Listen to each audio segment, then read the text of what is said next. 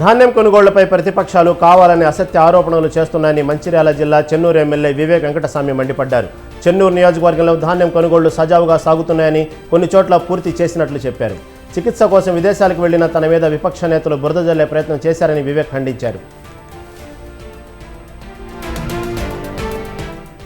తెలంగాణ రాష్ట్ర ఆవిర్భావ వేడుకలకు ఏర్పాట్లు ముమ్మరంగా జరుగుతున్నాయి. ముఖ్యమంత్రి, మంత్రులు, ప్రజాప్రతినిధులు, ప్రముఖులు హాజరయ్యే ఈ వేడుకలకు సికింద్రాబాద్ పరేడ్ గ్రౌండ్లో వివిధ శాఖల పెద్ద ఎత్తున ఏర్పాట్లు చేపట్టాయి.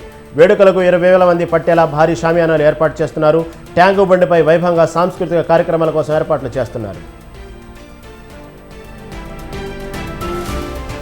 చట్ట వ్యతిరేక చర్యలకు ఎవరు పాల్పడినా విపక్షించబోమని చిత్తూరు జిల్లా కుప్పం డీఎస్పీ శ్రీనాథ్ హెచ్చరించారు. శ్రీనాథ్ పర్యవేక్షణలో కుప్పంలో పోలీసులు మాక్ డ్రిల్ చేశారు. కౌంటింగ్ ప్రక్రియ ప్రశాంతంగా జరిగేందుకు మాక్ డ్రిల్ నిర్వహించినట్లు ఆయన తెలిపారు. విజయోత్సవ ర్యాలీలకు అనుమతి లేదన్నారు. ప్రజలు, నేతలు పోలీసులకు సహకరించాలన్నారు. మహబూబాబాద్ జిల్లా తొర్రూరు ఎక్సైజ్ పోలీస్ స్టేషన్ వద్ద కొమ్మనపల్లి పంచాయతీ కపియాతండా వాసులు ధర్నా చేశారు. తొర్రూరు పోలీసులు తండ్రాకు వచ్చి శిక్షణ లేకుండా కొట్టారని లూనావత్ భీముడు, భార్య, కుమారుడు, కూతురు ఆవేదన వ్యక్తం చేశారు. మనస్తాపంతో పురుగుల మందు తీసుకున్న భీముడి పరిస్థితి విషమించడంతో ఆందోళన చేపట్టినట్టు తండావాసులు చెప్పారు. సంగారెడ్డి జిల్లా అమీన్పూర్ మున్సిపాలిటీలోని ప్రభుత్వ సీలింగ్ భూమిలో అక్రమ నిర్మాణాలను రెవెన్యూ అధికారులు కూల్చివేశారు. తామంతా ఎన్నికల విధుల్లో బిజీగా ఉన్న సమయంలో స్థానిక నేతల మద్దతుతో అక్రమంగా నిర్మాణాలు చేపట్టారని ఎంఆర్ఓ రాధ వివరించారు. మరికొన్నింటికి నోటీసులు ఇచ్చామని, త్వరలో వాటిని కూడా కూల్చేస్తామని చెప్పారు. అన్న చంద్రారెడ్డి భూమిని తమ్ముడు నరసింహారెడ్డి కబ్జా చేసిన ఘటన షాబాద్ మండలం కొమ్మరిగూడలో జరిగింది. ఆర్థిక లావాదేవీలు లేకుండానే 3 ఎకరాల 14 గుంటల భూమిని కొన్నట్లు సెల్ డీడ్ సృష్టించి చేవెళ్ల సబ్ రిజిస్టర్లో ఆఫీసులో నరసింహారెడ్డి రిజిస్ట్రేషన్ చేయించినట్లు ఆరోపణలు వచ్చాయి. తమ తాత భూమిని నరసింహారెడ్డి అక్రమంగా రిజిస్ట్రేషన్ చేయించుకున్నట్లు చంద్రారెడ్డి మనవడు వెంకట రంగారెడ్డి చెప్పారు. నర్సింగ్ విద్యార్థిని పగిడిపల్లి కారుణ్య మృతిపై సిట్టింగ్ జడ్జితో విచారణ చేయించాలని ఆదివాసీ సంఘాల జేఏసీ, హ్యూమన్ రైట్స్ సంఘాలు డిమాండ్ చేశాయి. మారుతి పారామెడికల్ కాలేజీ గుర్తింపును రద్దు చేయాలని కోరుతూ ఆ సంఘాల ఆధ్వర్యంలో భద్రాచలం ఐటీడీ ఆఫీసు వద్ద నిరసన చేపట్టాయి. ఆదివాసీ ఆడబిడ్డ మరణిస్తే ప్రభుత్వం పట్టినట్లు ఉండటం శోచనీయమన్నారు.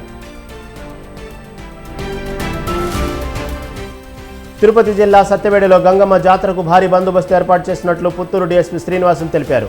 గాంధీ రోడ్డు, నేతాజీ రోడ్డు, కొల్లాపూర్ వీధి, గంగమ్మ బిట్ట వీధుల్లో నిరంతరం పోలీసుల నిఘా ఉంటుందన్నారు. ఎవరైనా అల్లరి చేస్తే వారిపై చట్టపరంగా చర్యలు ఉంటాయని డీఎస్పీ హెచ్చరించారు. పెంపుడు కుక్కకు అంత్యక్రియలు జరిపించారు. సిద్దిపేట జిల్లా జగదేవ్పూర్ మండలం గోపాల్పూర్కు చెందిన నరసింహులు, పద్మ దంపతులు 14 ఏళ్లుగా గారాభంగా పెంచుకున్న కుక్క అనారోగ్యంతో మరణించడంతో వారి ఆవేదన గురయ్యారు. కుక్కకు సమాధి నిర్మించారు. దినకర్మలు కూడా జరిపించారు. పెద్దపల్లిలోని అయ్యప్ప స్వామి ఆలయంలో గుర్తు తెలియని దొంగ హుండీ పగలగొట్టి నగదు, కానుకలు దొంగిలించాడు. దొంగతనం చేసిన తీరు మొత్తం సీసీ కెమెరాలో రికార్డైంది. దీంతో ఆ దొంగ ఎవరనేది గుర్తించే పనిలో పోలీసులున్నారు. కేసు నమోదు చేసిన పోలీసులు దర్యాప్తు చేపట్టారు.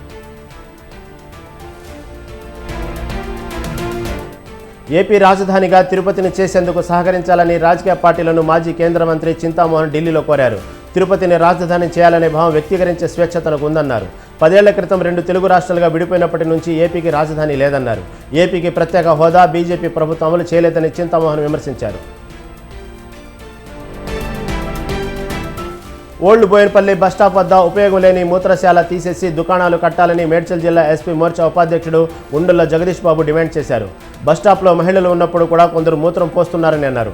పాత పోలీస్ స్టేషన్ భవనం రిపేర్ చేయించి బస్తీ దవాఖానా ఏర్పాటు చేయాలని మహిళలతో కలిసి జగదీష్ బాబు విజ్ఞప్తి చేశారు.